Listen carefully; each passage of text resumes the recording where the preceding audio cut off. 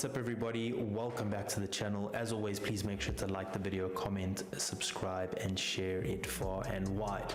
Now, I wasn't actually going to make a video about this, but you guys literally inundated me with DMs and comments and everything after the Cameron Saaiman fight, asking me what I thought of the fight, wanting to hear my opinions on the fight, wanting to hear what I thought was going to be next for Cameron Saaiman, and most importantly, if he will still be fighting in the UFC following his third successive loss. Now, as relates to the fight, obviously he lost via first round knockout, 1 minute 59 seconds of the first round at UFC Kansas to Malcolm Wellmaker. It was a counter right hook / haymaker from hell. Knocked Cameron Saaiman right out. Not really much to make of the fight. Spectacular finish by Wellmaker. Look, it's really early days, but with that kind of power, I mean, he's going to be a problem for a lot of the 135-pound division. Now, if I look at what's next for Cameron Saaiman, I just want to track back a second.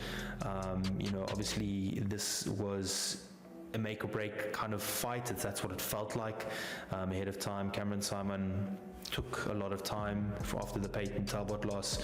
I don't think it was really because of any mental hurdles that he had to overcome. There were a lot of injuries that he had to overcome, and he really took his time to come back, which I really liked. The bad bit now is that even with taking that amount of time, he lost in such a devastating fashion. So yeah, it's going to be interesting to see where his head's at following such a loss. I think this loss is different, obviously, to the Peyton Talbot loss. In the Peyton Talbot fight, it's really outclassed in that fight. It's a different kind of loss. It's like it didn't really matter what he tried to do in that fight. Peyton Talbot was quicker to the punch.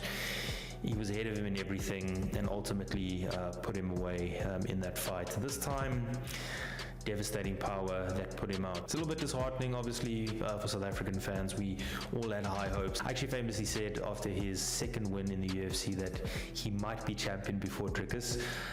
But at the time, that's what it seemed like.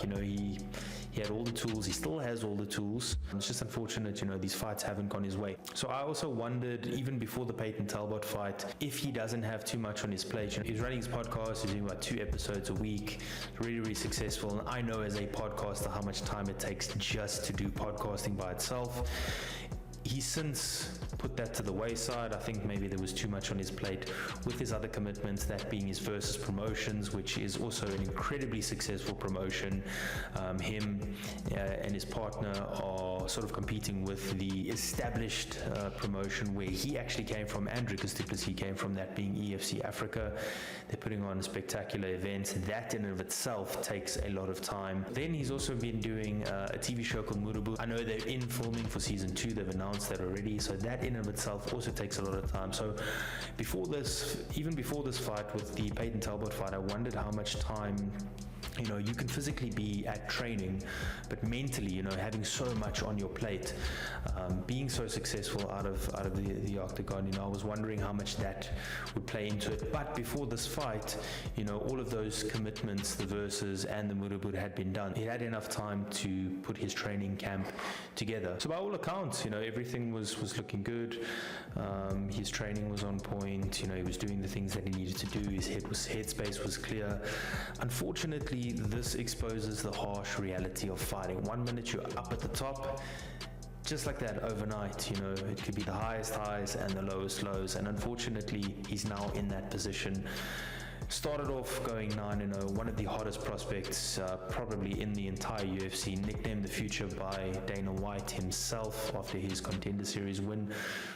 Unfortunately now 9-3, and the question arises, is he still going to be fighting in the UFC after this? So you guys that have followed the UFC for a long time, you'll know that sort of the golden rule in the UFC is once someone has 3 losses in a row, that usually means that's the end for them. They're cut from the UFC. Now, Cameron, yes, he's fought upstarts and he's fought hard prospects. He's been chucked in the fire, fought upstarts back to back. But from the UFC standpoint, I don't think that's really going to matter or count too much in his favor, because from the UFC's point of view, if you ask me, they are the premier fight organization in the world. So if you want to be the best, you're going to have to be fighting the best back to back. Kind of like what Dricus du Plessis had to do. He went from 2 guys outside top 15 to to top 10 to top 5 to top contender to the belt. So it's back to back to back, non-stop, relentless. So if you want to be in the UFC, unfortunately, that's something that you're going to have to do. So I don't think that counts in his favor. Secondly, his size. So forgetting the Rodriguez fight, because he obviously missed weight and he's gone to a bigger weight class, it's been very notable in the last 2 fights that Cameron Saaiman might be too small for this weight class. Now, there are fighters that have success, your Piotr Jans and those types of guys that are small for a weight class, but to go toe-to-toe with somebody that's bigger than you in your similar skill level, or maybe a little bit less, even just a little bit more skilled than them, it's risky business, and he has been outsized in his last 2 fights. Now, it's possible for the UFC to say, look, you're too small on 135, we have a light 125-pound division, we don't have that many people, you might be a better fit for 125, maybe push him to 125, I don't know. Can he make 125? That's the question. I think he can if he really, really sucks down, it's just a couple more kilograms.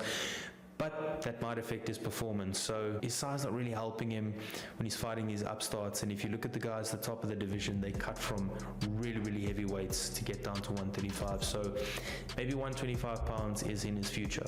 Now, those are the things that kind of count against him. But for him, there is something that counts in his favor, and it's the fact that he comes from the Dana White Contender Series. And that might sound like a stupid thing to say, but Dana White is incredibly, incredibly stubborn about the ideas that he brings. You can just look at all the negativity towards Power Slap. Dana White is still charging forward with it. Ultimate Fighter and Dana White's Contender Series are no different. It's easy to look at the Ultimate Fighter now and look at the successes of the show, but in the early days there were people who were naysayers for such a type of show, and Dana really pushed to try to get a UFC champion from the Ultimate Fighter to prove that it works. Not only that, a lot of the alumni of the Ultimate Fighter have probably been given more chances than they should be in the UFC. A guy like Diego Sanchez is a classic example. Stayed in the UFC much longer than he should have, but it's because he's an Ultimate Fighter alum. Now, the same thing is going to be true with the Dana White Contender Series.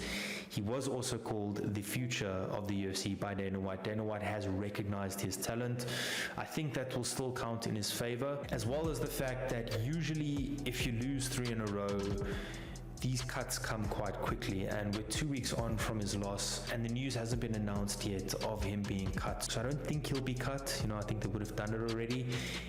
There is always a chance though. The UFC could overnight decide, you know what, we've made our calculations and he doesn't feature in our plans. So if he is cut, it wouldn't surprise me. Like I say, the 3 losses in a row is the golden rule.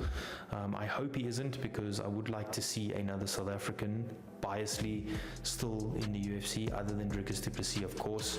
Hoping Tumelo Manyamala makes it from the Ultimate Fighter. We're holding thumbs for him. But look, guys, at the end of the day, he's only 25 years old. I know he's been fighting since he was about 14, so his fighting age might be a little higher.